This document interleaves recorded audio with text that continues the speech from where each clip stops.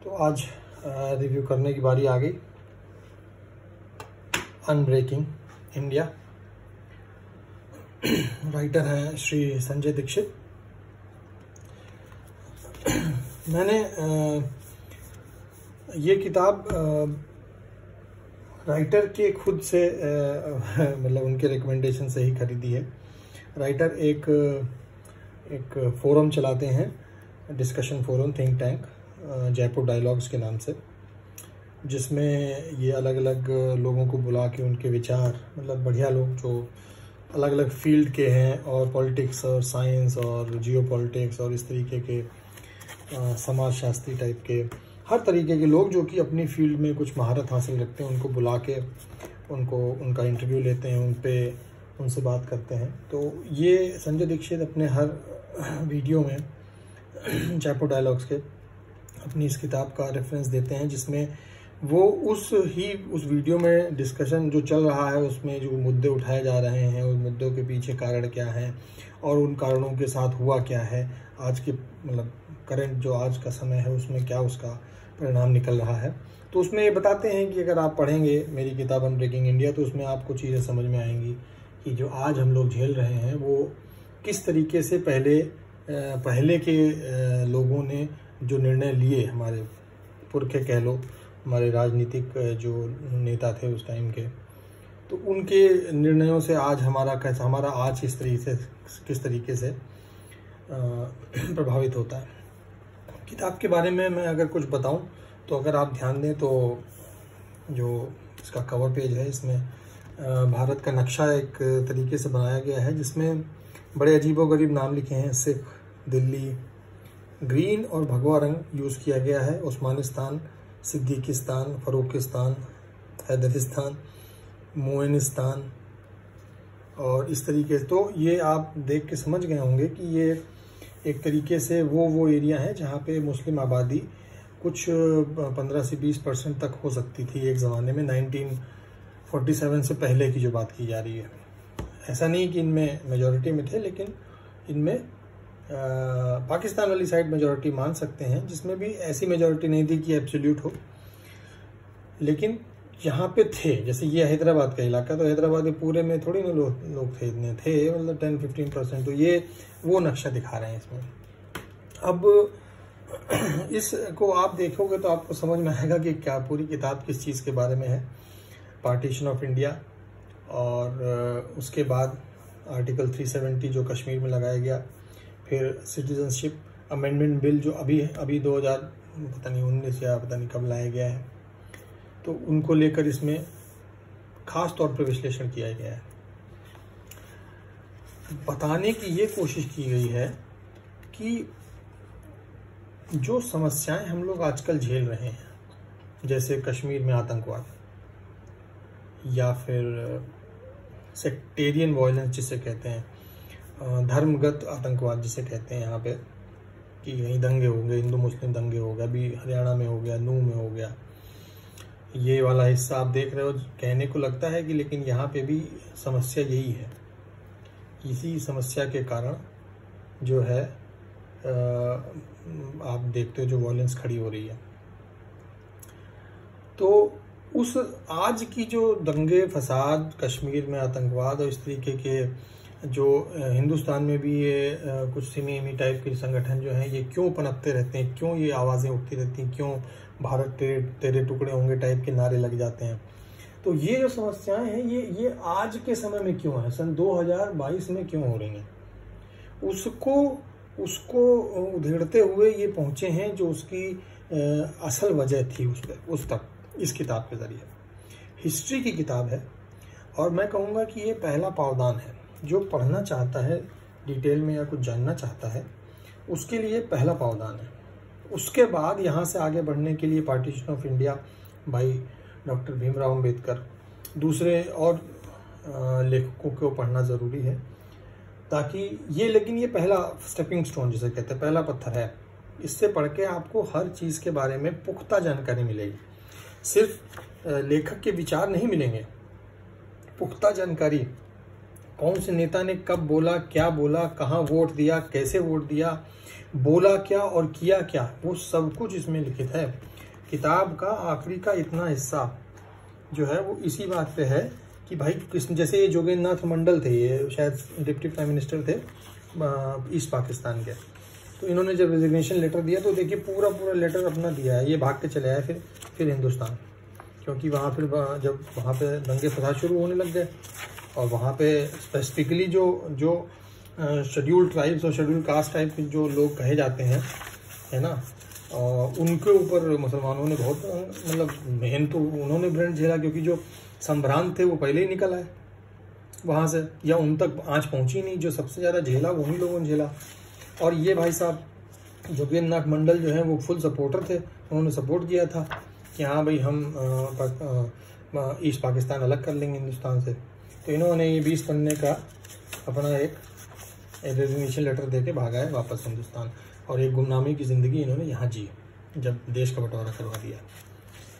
तो ये उन्होंने एज इट इज़ छाप दिया, मतलब इतना इन्होंने लिख दिया। लियाकत नेहरू एग्रीमेंट था एक, उसको इन्होंने जैसा था वैसा लिख दिया। फिर इन्होंने CAA में जैसे देखिए recognition of reorganisation Jammu and Kashmir reorganisation act 2019, ये पूरा लिख दिया कि भाई ये जो एक्ट सरकार ने बनाया है ये क्या है, ठीक है। Constitution the application to Jammu and Kashmir order 1954, सब मतलब कोई ये नहीं कह सकता है जो इन्होंने हवाई बातें फेंक दी अपनी किताब में, बिल्कुल तथ्यों के साथ बात कर रहे हैं और जो बोल रहे हैं ताल ठोक के बोल रहे हैं, उसमें आप कहीं से बिगाड़ नहीं सकते हो। अगर किसी मुस्लिम नेता ने ये आवाज़ उठाई कि हमें अलग से देश चाहिए, तो उन्होंने लिखा है, इन्होंने तथ्य के साथ लिखा कि इस भाषण में इस समय ये लाइन बोली गई थी, इस तरीके से लोगों को भड़काया गया था। तो वो चीज़ इन्होंने बहुत अच्छे तरीके से इसमें बताई है। इसको पढ़ के आप किसी से भी, किसी बेवकूफ़ से जो कि अपने आप को इंटेलेक्चुअल समझता हो और वो जिरा कर रहा हो कि नहीं आजकल नेता डिवाइड कर रहे हैं ये वो, तो उसको आप अच्छे से समझा सकते हो कि देखो भाई ये बहुत पुरानी समस्या है और इसको जन्म देने वाले लोग बहुत पहले से आए थे, जिसमें से नेहरू और आपके गांधी, नेहरू और ये जिन्ना, ये तो वो नाम थे जो दिख रहे थे सामने। जो ये मुसलमानों के जो सेक्ट होते हैं बरेलवी और इनमें अहले हदीस टाइप के जो सेक्ट हैं, इनके नेता को तो नाम ही नहीं हम लोगों को पता है। उलेमा जो होता है, जिन्होंने सबसे ज़्यादा इसमें मतलब असली डिमांड तो उन्हीं की थी कि वहाँ जो हम अलग कर लेंगे और हम लोग साथ नहीं रह सकते हैं, और हमसे पता नहीं मुस्लिम लीडरशिप ये भी मानती है कि समहाउ कि जब आज़ादी मिली थी तो अंग्रेज़ों को वापस से जो है मुसलमानों को राजगद्दी दे देनी चाहिए थी, क्योंकि वो मुसलमानों से ले गए थे हिंदुस्तान को, जबकि ऐसा कुछ नहीं था। अंग्रेज़ मराठा से लेके गए थे, मुसलमानों को तो मुगलों को तो मराठाओं ने ख़त्म कर दिया था। 200 साल का मुगलों का शासन और 200 साल का मराठाओं का शासन था। तो मराठा वर्स लाइक मराठा तो बहुत पहले शक्ति बन गए थे, और मुसलमान तो 200 साल से राज ही नहीं कर रहे थे, और कभी नहीं राज किया उन्होंने ऐसा। जब भी जो भी यही तो है साला हिस्ट्री में जो बताया जाता है कि इन्होंने पूरा 6 कट्टा हिंदुस्तान, ऐसा कुछ था ही नहीं। जो लाल किला था उससे 30-35 किलोमीटर दूर या पालम है, पालम के पास में जाट राजा हुआ करते थे। तो कहाँ के तुम शहंशाह हैं? तो ये जो एक विचित्र सी हिस्ट्री हम लोगों को पढ़ाई जाती है, जिसमें कहा जाता है कि अकबर ने पूरे हिंदुस्तान पर शासन किया, नहीं, पूरे हिंदुस्तान पर शासन नहीं किया। अकबर ने दूसरे राजाओं के साथ हाथ मिलाया, दूसरे राजा उसके साथ मिल गए। अब कौन 24 घंटे लड़ते ही रहे, क्योंकि ये इनके पास और कोई काम तो होता नहीं था। ये जितने भी तुर्की और वहाँ से आए थे, ये लोग सिर्फ लड़ने आए थे, ये लड़ने ही आते थे और लड़ते ही थे। ना इन्हें इकोनॉमी बनानी आती थी, ना इन्हें कुछ और करना आता था, ये लड़ते थे बस। तो अब आप यहाँ के राजा, हम लोग लड़ते थे लेकिन हम लोग अपने प्रजा का भी पालन करते थे, इनको बस लड़ने ही आता था। तो भाई आप जो आदमी, जो व्यक्ति हर वक्त लड़ने को तैयार है, या तो उसका समूल नाश कर दो आप, और या फिर उससे कहो कि ठीक है तुम साथ में बगल में रह लो, ढेर चढ़ना मत हमारे सर पे।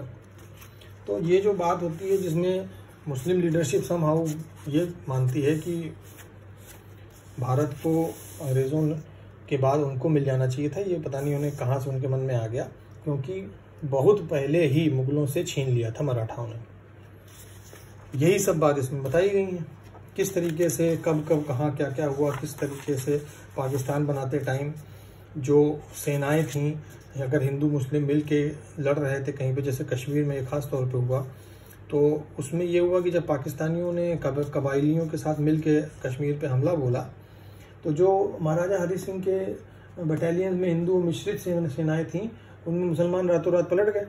उन्होंने गोरखाओं के और पता नहीं और दूसरे राजपूत वाला जो डोगरा लोग थे उनकी, मतलब अपने ही लोगों को, अपने सैनिकों को जो साथ के 15-15, 20-20 साल से उनके साथ लड़ रहे थे, उनको मार दिया और रातों रात पाकिस्तान के साथ हो लिए। ये हुआ है महाराजा हरि सिंह के साथ।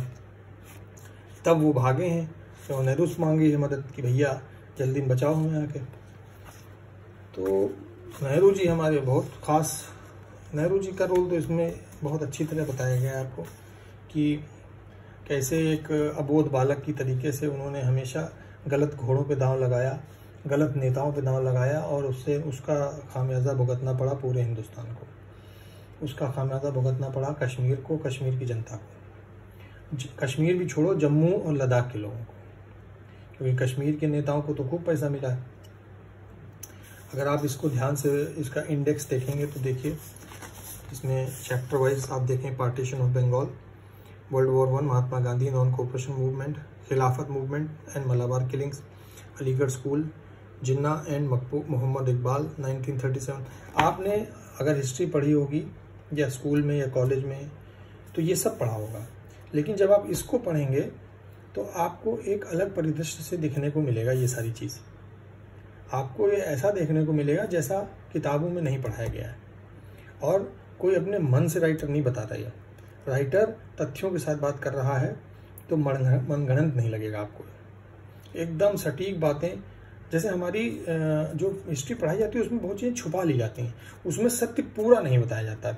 जैसे कि जब अश्वत्थामा मारा गया, युद्ध में चिल्लाया, मतलब भीम ने चिल्लाया हाथी मार के, तो द्रोणाचार्य ने पूछा कि क्या अश्वत्थामा मारा गया, युधिष्ठिर तुम बताओ।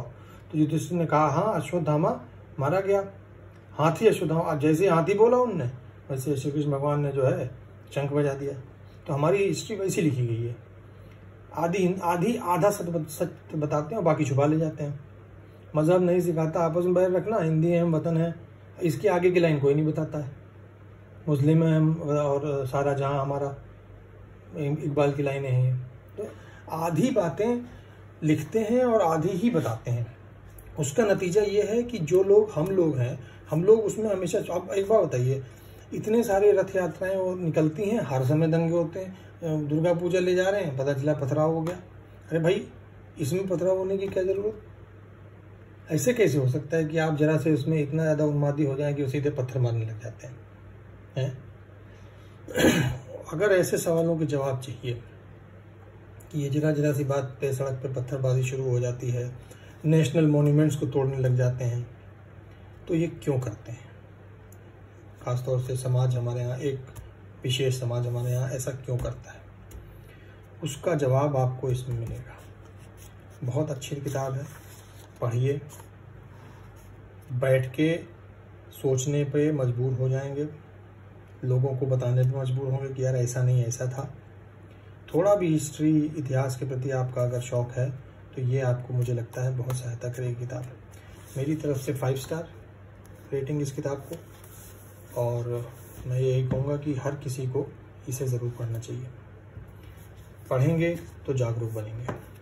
और हिस्ट्री हमेशा किसी एक के मुंह से नहीं सुननी चाहिए, हिस्ट्री को कई लोगों के मुंह से सुनिए, और हर एक के मुंह से जो अंतर पता चलता है उस पर ध्यान दीजिए।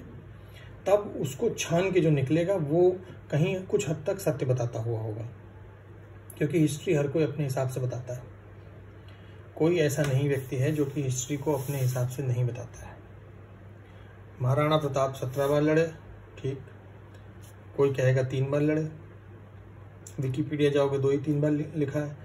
हिंदू लोग कहते हैं 17 बार लड़े, हो सकता है 17 बार लड़े, हो सकता है 17 बार में से बड़ी लड़ाई 3 बार हुई हो, बाकी 15 बार छुटपुट, मतलब गश्ती दल भेज के 100 लोग 200 लोग भेज के टेस्ट कर रहे हैं कि भाई देखिए अब इनके लड़ सकते हैं नहीं, अब लड़ सकते हैं नहीं। हो सकता है 17 बार ऐसे लड़े। भाई 100 लोगों के घुड़सवार अगर आ जाएंगे तो वो भी कम नहीं होते लड़ने के लिए, है ना। तो हो सकता है ऐसा तो हिस्ट्री हमेशा कई लोगों के मुंह से सुननी चाहिए और फिर उससे अपना दिमाग लगाना चाहिए कि क्या सही था और क्या आपको लगता है कि हाँ ये तो साला फेंका जा रहा है और ये हमें बरगलाया जा रहा है और ये सच बताया जा रहा है। इसलिए मैं रिकमेंड करूँगा सभी को पढ़ने के लिए किताब। इसी के साथ ये मेरा रिव्यू मैं ख़त्म करता हूँ। इसके बाद मैं partition of India by doctor Bhimrao Ambedkar की तरफ जा रहा हूँ। कोशिश करूँगा उससे पढ़ने की। वो किताब इस किताब में उस किताब के बारे में बहुत ज़्यादा रेफरेंस दिया गया है और बाला साहब जो थे उनके साथ उन्होंने जो कुछ भी बताया मुस्लिम पॉलिटिक्स और the way they do politics उसके बारे में जो उन्होंने लिखा है वो सीधे सीधे उसकी किताब वहाँ उस किताब से उठा के इसमें बताया गया है। तो मैं सोचता हूँ उसे भी पढ़ ही लो। और बस इसी के साथ मेरा रिव्यू ख़त्म होता है। कुछ सवाल हो तो पूछिएगा, जहाँ तक हो सकेगा मैं जवाब देने की कोशिश करूँगा और नहीं तो कोई बात नहीं, किताब पढ़ लेंगे, मेरे लिए वो भी बहुत काफ़ी होगा। धन्यवाद।